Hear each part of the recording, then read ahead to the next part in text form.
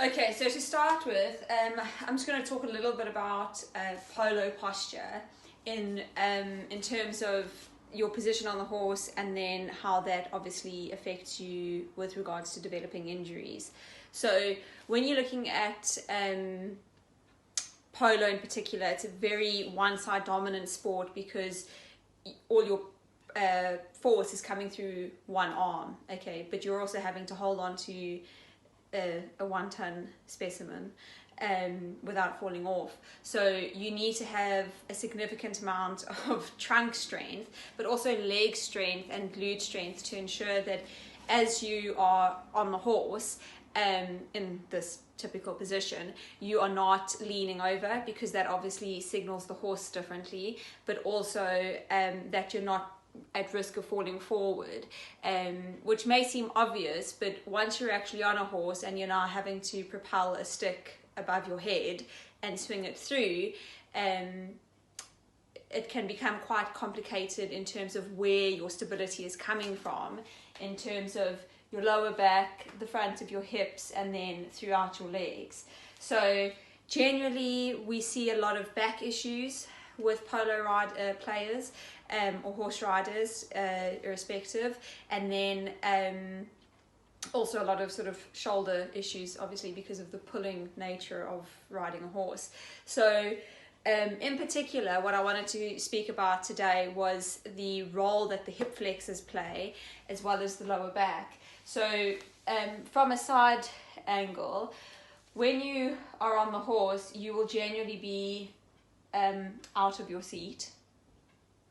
and that naturally will put a lot more pressure through the front of your body, which means that your hip flexors generally start to recruit quite quickly, and then your hip flexors originate in your lower back, which then creates this anteriorly tilted pelvis, and that leaning forward motion, which then you are generally going to suffer with issues down, in my case, the right side of your body, because I would play with my right hand. But that also becomes difficult because obviously as you are controlling the stick on the right side of your body, you will start to put more pressure through the right side of your leg, which means that the horse is going to receive a different signal from you. So we generally want to focus on being able to maintain that position, but with a tilted pelvis. So you're wanting your strength to come through your core and your glutes, rather than that leaning forward action. So you can still hold the stick and balance yourself, but without that hinge forward, and then obviously recruiting into your lower back. So you're wanting to be in that position where your shoulders, hips, and ankles are all in a straight line, and being able to stabilize there. So in terms of exercises, being able to balance in that position, so standing on a BOSU or on a balance pad and catching and throwing a ball is a good starting point, because you'll have to maintain that position and then respond to different cues. You can also use the stick, obviously, so you can do things like reaching that way, reaching across your body, reaching down, and then reaching like that, and constantly always making sure that you're coming back to that center position.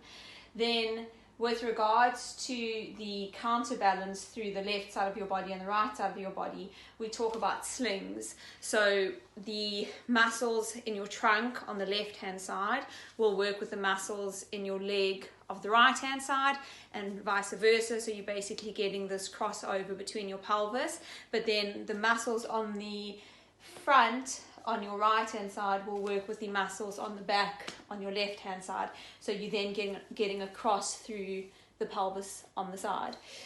So doing exercises where you're having to cross your body over like that is a very good starting point as well. So whether you're doing it in a standing position so that you can feel the difference between how much movement you have, or you can then do it in a 4-point kneeling position or laying on your back and having to cross arms and legs, and concentrating on keeping your